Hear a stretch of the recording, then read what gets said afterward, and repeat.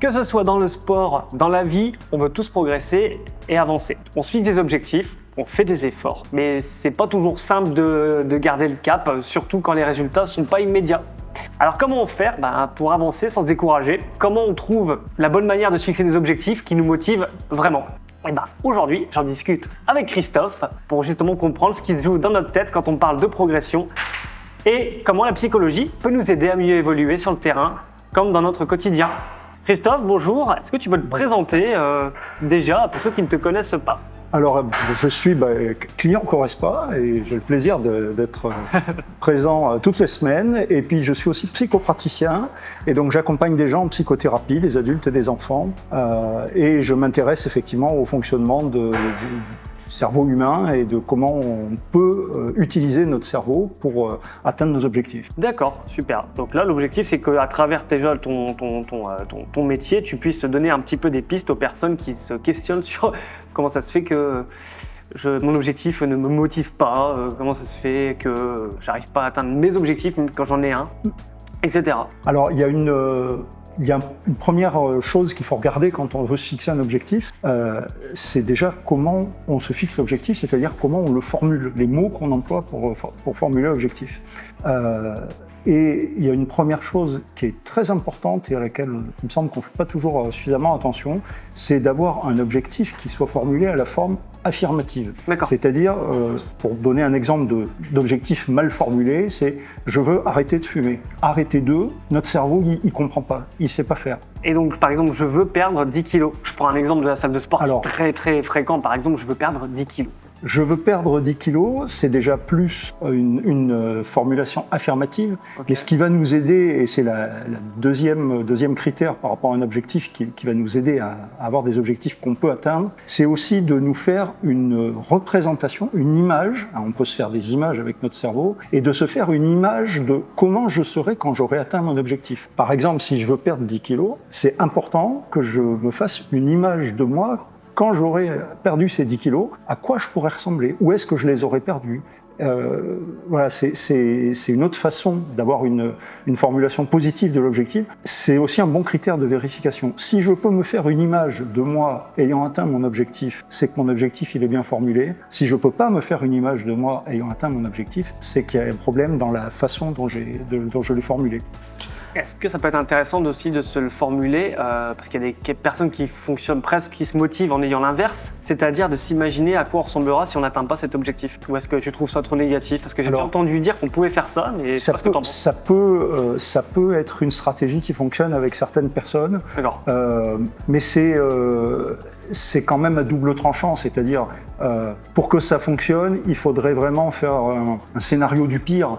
Qu'est-ce qui pourrait se passer de pire si j'atteins pas mon objectif? Oui. Et je prends 30 kilos. Et là, je m'imagine... Ça marche.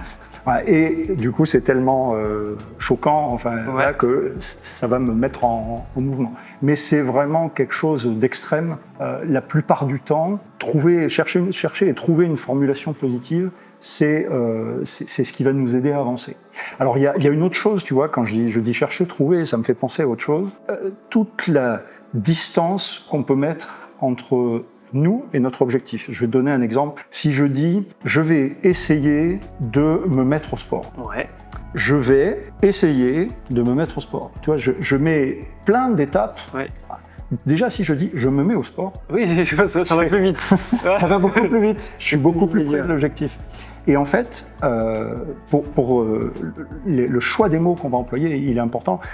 Pour donner un exemple, je connais quelqu'un qui avait un enfant, je pense qu'on est beaucoup à en avoir eu comme ça, quelqu'un qui avait un enfant qui, quand on l'envoyait chercher quelque chose, ne trouvait jamais. Tu vois, on lui disait, je sais pas, va chercher le sel dans le placard, et il revenait, il disait, j'ai cherché, j'ai pas trouvé. Et jusqu'au jour où les parents ont essayé autre chose de différent, et lui ont dit, va dans le placard et trouve le sel. D'accord. Et le gamin, il est allé dans le placard et il a trouvé le sel. Tu vois, entre qu'est-ce qui se passait dans sa tête d'une certaine façon, c'est je vais dans le placard, je cherche, j'ai cherché, donc j'ai fait la tâche qui m'était assignée. Après, j'ai pas trouvé, c'est pas ce qui m'était demandé. Si tu me dis trouve, à ce moment-là, la tâche qui m'est assignée, c'est de trouver, et mon cerveau inconsciemment il va me permettre de trouver. C'est marrant parce que là, tu viens de me faire penser à quelque chose en disant cette phrase-là aussi, c'est que toi, tu as insisté sur simplement changer le mot, c'est trouver, mais tu as aussi donné une localisation. Tu as dit dans le placard. Est-ce que là, est-ce que c'était le but de ta phrase de dire ça, ou est-ce que, par exemple, quelqu'un qui formule un objectif en disant, par exemple, j'aime bien encore les objectifs spécifiques au sport, imaginons, je veux perdre 10 kilos, ou du coup, je vais perdre 10 kilos. Est-ce que c'est pas plus cohérent de dire,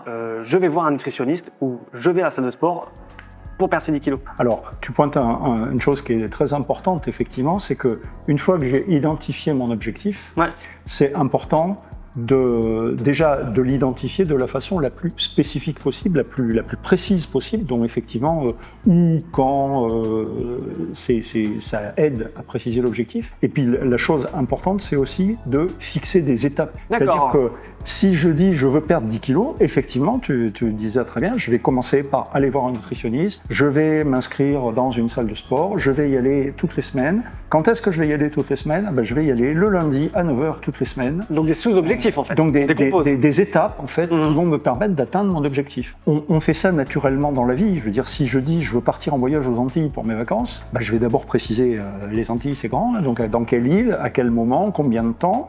Et puis une fois que j'aurai défini ça, c'est mon objectif, je vais dire pour pouvoir partir aux Antilles, il faut que j'aille voir un agent de voyage, il faut que je trouve un hôtel, il faut que je loue une voiture, etc., etc. Dans nos actes de la vie quotidienne, on le fait, et quand on veut se fixer des objectifs un peu importants, c'est la même chose, mais si on arrive à le faire consciemment, ça va encore plus nous aider à atteindre nos objectifs. Non mais c'est vrai, tu as raison. Même moi, quand je me donne par exemple un bon objectif à faire, s'il est très gros, je passe pas à l'action si je le décompose pas. Bien sûr. Surtout, je sais pas par où commencer. Oui, alors ça c'est aussi lié à un mode de fonctionnement de notre cerveau qui est différent selon les gens. Il y a des personnes, quand ils voient une tâche à faire, un objectif, ils vont voir le résultat final. Tu vois, si je prends un exemple en dehors du sport, je veux repeindre une pièce et l'image que j'ai, c'est ma pièce terminée. C'est comme ça que moi je fonctionne pour tout. Et puis tu as des gens qui, eux, vont avoir on appelle ça de la taille de découpage, c'est-à-dire ils vont découper beaucoup plus petit, et donc si leur objectif, c'est de repeindre la pièce. Spontanément, ils vont voir, il faut que j'aille acheter la peinture, il faut que je choisisse la couleur, il faut que je décape, il faut que je mette les scotch autour, etc. Et naturellement, ils vont voir plus petit, je dirais, et découper en sous-objectifs. Alors, quand on est quelqu'un qui a tendance à découper grand et effectivement avoir tout de suite le résultat fini, c'est important d'en prendre conscience, et c'est encore plus important de couper en petites étapes. D'accord, ça marche. Donc pour résumer, pour l'instant, ce que tu nous as bien enseigné, c'est du coup de commencer par se fixer un objectif qui soit formulé positivement. Positivement, affirmativement. Et deuxièmement, que cet objectif soit spécifique. Oui. Et troisièmement, c'est qu'il soit découpé en étapes. Ok. Est-ce que tout ça, ça suffit, ou est-ce que tu as d'autres choses à ajouter pour qu'on reste quelqu'un, par exemple, encore une fois, reste motivé dans le chemin pour atteindre son objectif, quel qu'il soit dans le business, qu'il soit au travail, qu'il soit, encore une fois, être régulier en salle de sport pour atteindre son objectif? Alors moi, il y a un outil que j'aime bien, qui est très simple. Certains appellent ça le carnet de gratitude. Moi, j'appelle ça le carnet d'action, le carnet de réussite. Le carnet de réussite, c'est quoi? C'est en fait, tous les jours, mais vraiment tous les jours, tous les soirs, on peut être bien de faire ça en fin de journée, je vais repérer dans ma journée un truc qui s'est bien passé. Une chose, et je vais m'astreindre à trouver cette chose, parce que dans la journée de tout le monde, je connais personne qui, à un moment dans sa journée, n'a pas un truc positif qui s'est passé. Peut-être que le truc positif, il est tout petit. Qu'on a du mal à le trouver, certains sont comme ça, oui. On peut avoir du mal à le trouver, surtout si on découpe grand, comme toi.